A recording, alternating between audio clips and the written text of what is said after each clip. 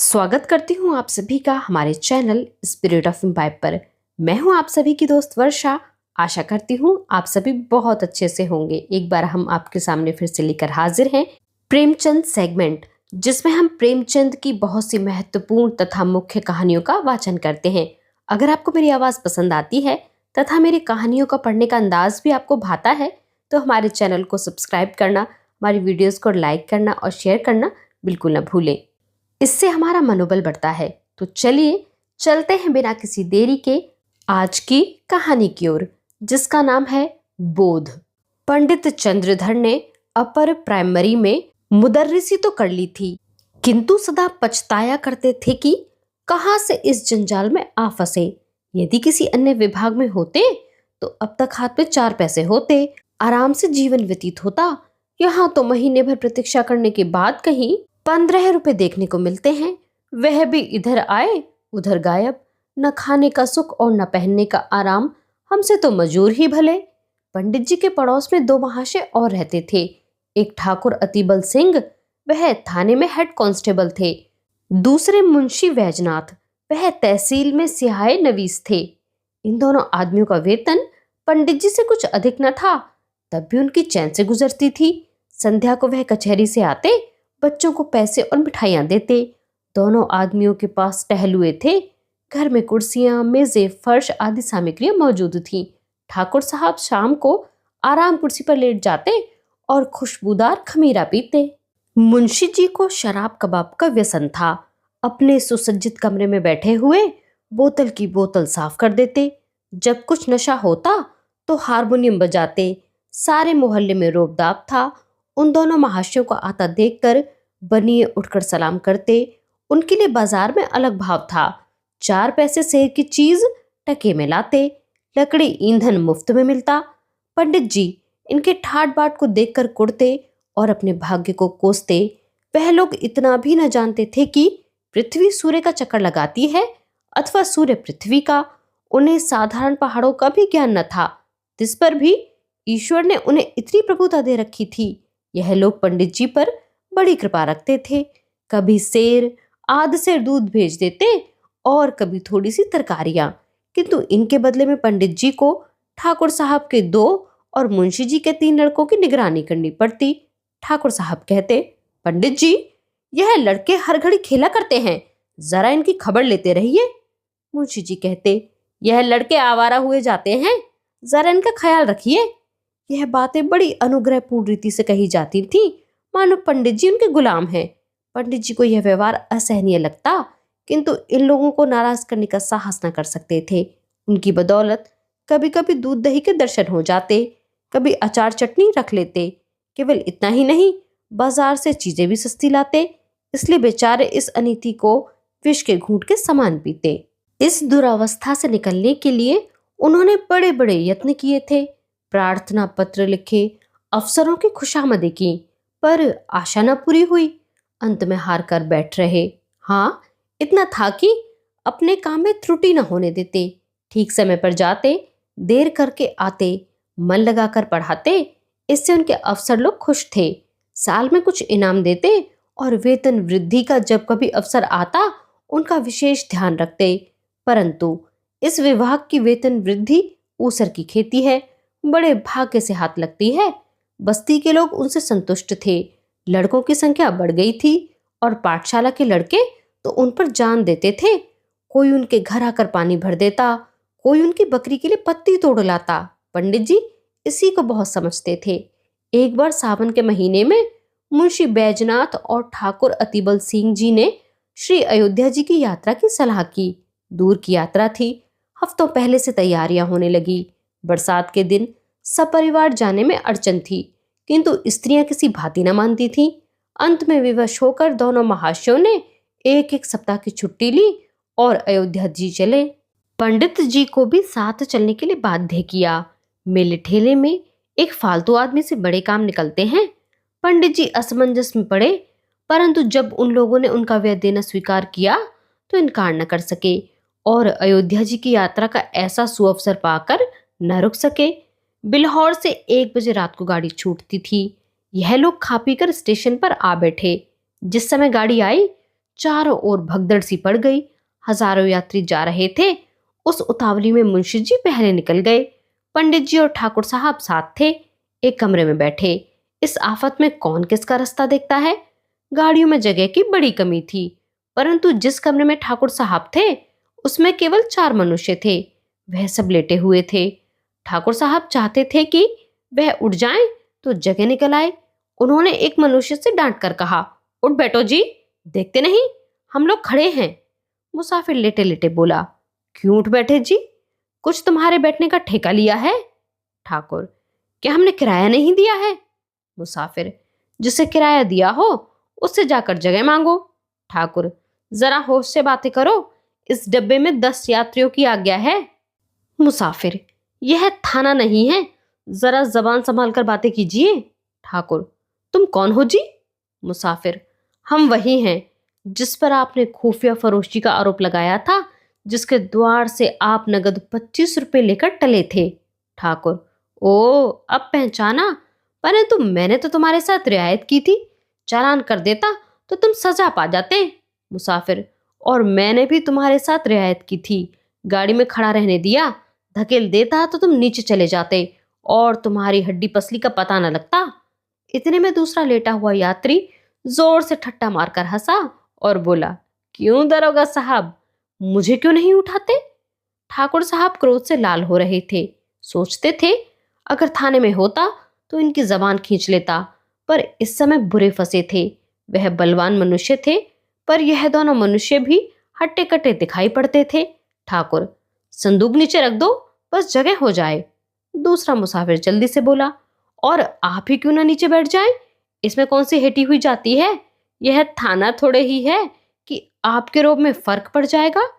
ठाकुर साहब ने उसकी ओर भी ध्यान से देखकर पूछा, क्या तुम्हें भी मुझसे कोई बैर है। जी हाँ, मैं तो आपके खून का प्यासा हूं। मैंने तुम्हारा क्या बिगाड़ा है, तुम्हारी तो कभी सूरत भी नहीं देखी। दूसरा मुसाफिर, आपने मेरी सूरत न देखी होगी, पर आपकी मैंने देखी है। इसी कल के मेले में आपने मुझे कई डंडे लगाए थे, मैं चुपचाप तमाशा देखता था, पर आपने आकर मेरा कचूमर निकाल दिया। मैं चुपचाप रह गया, पर घाव दिल पर लगा हुआ है, आज उसकी दवा मिलेगी। यह कहकर उसने और भी पांव फैला दिए और क्रोधपूर्ण नेत्रों से देखने लगा। पंडित जी अब तक चुपचाप खड़े थे, डरते थे कि कहीं मारपीट न हो जाए। अवसर पाकर ठाकुर साहब को समझाया। ज्यों ही तीसरा स्टेशन आया, ठाकुर साहब ने बाल बच्चों को वहां से निकालकर दूसरे डब्बे में बैठाया।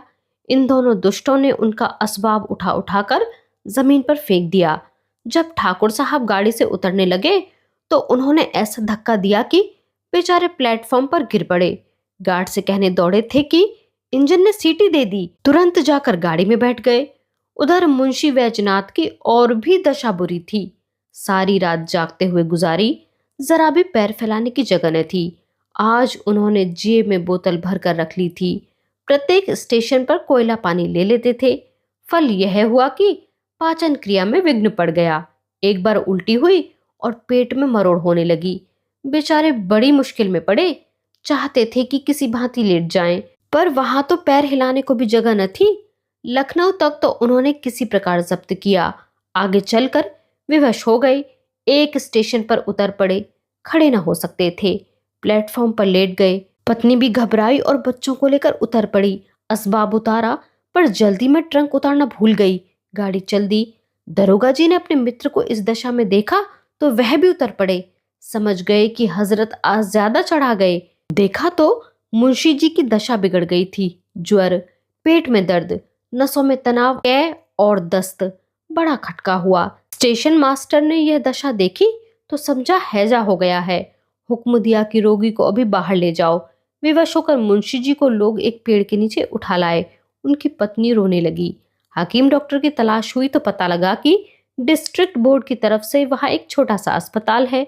लोगों की जान में जान आई। किसी से यह भी मालूम हुआ कि डॉक्टर साहब बिल्हौर के रहने वाले हैं। ठाटस बंधा। दरोगा जी अस्पताल की ओर दौड़े। डॉक्टर साहब से दरोगा जी ने सारा समाचार कह सुनाया और कहा, आप चलकर जरा उन्हें देख तो लीजिए। डॉक्टर का नाम था चोखेलाल, कंपाउंडर थे। लोग आदर से डॉक्टर कहा करते थे। सब वृतांत सुनकर रुखाई से बोले, सवेरे के समय मुझे बाहर जाने की आज्ञा नहीं है। दरोगा, तो क्या मुंशी जी को यही लाएं? चोखेलाल, हाँ, आपका जी चाहे ले आइए।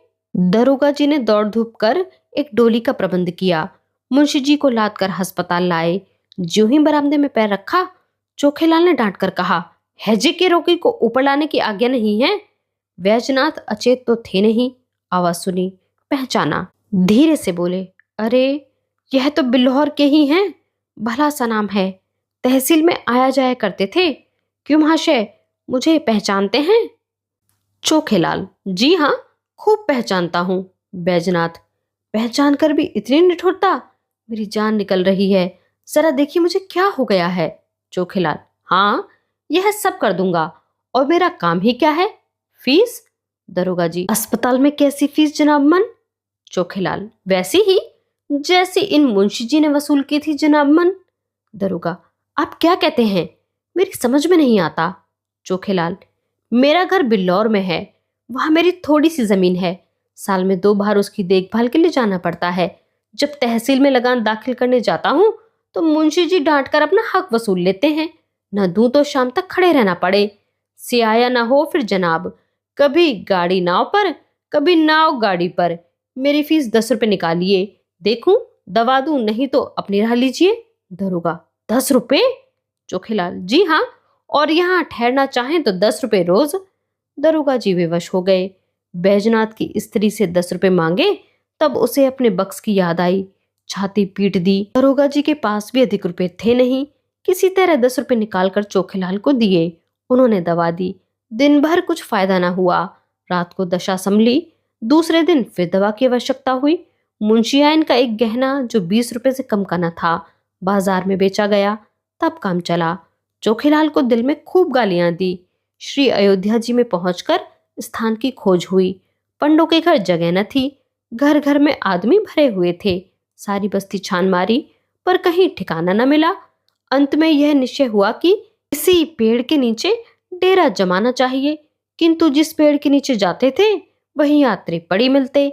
सिवाय खुले मैदान में रेत पर पड़े रहने के अलावा और कोई उपाय न था। एक स्वच्छ स्थान देकर बिस्तरे बिछाए और लेटे। इतने में बादल घिराए, बूंदें गिरने लगी, बिजली चमकने लगी।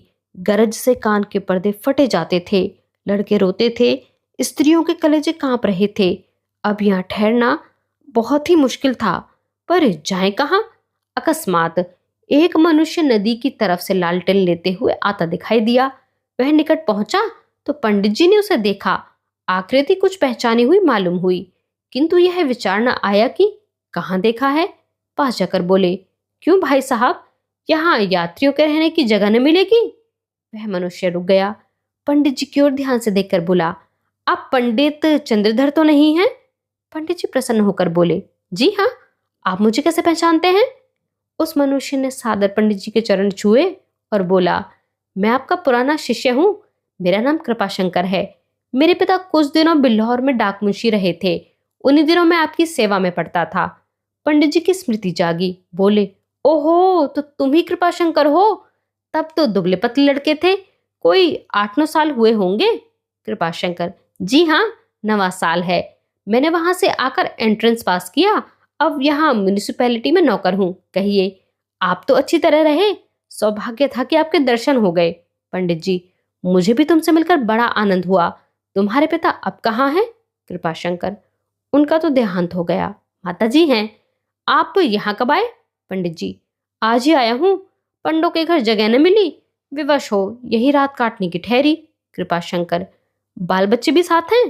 पंडित जी, नहीं, मैं तो अकेला ही आया हूँ, पर मेरे साथ दरोगा जी और सियाह नवील साहब हैं। उनके बाल बच्चे भी साथ हैं। कृपाशंकर, कुल कितने मनुष्य होंगे? पंडित जी, हैं तो 10, किंतु थोड़ी सी जगह में निर्वाह कर लेंगे। कृपाशंकर, नहीं साहब, बहुत सी जगह लीजिए। मेरा बड़ा मकान खाली पड़ा है। चलिए, आराम से 1-2-3 दिन रहिए। मेरा परम सौभाग्य है कि आपको सेवा करने का अवसर मिलेगा। कृपाशंकर ने कुली बुलाए, असबाब उठवाया और सबको अपने मकान पर ले गया। साफ सुथरा घर था। नौकर ने चटपट चारपाइयां बिछा दी। घर में पूरियां पकने लगी। कृपाशंकर हाथ बांधे सेवक की भांति दौड़ता था। हृदय उल्लास से उसका मुख कमल चमक रहा था। उसकी विनय और नम्रता ने सबको मुग्ध कर लिया।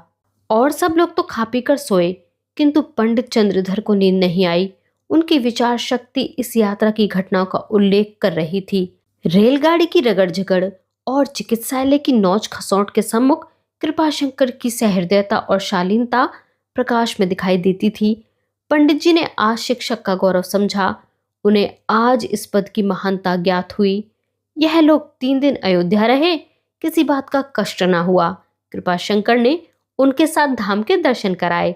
तीसरे दिन जब लोग चलने लगे तो वह स्टेशन पर पहुंचाने आया।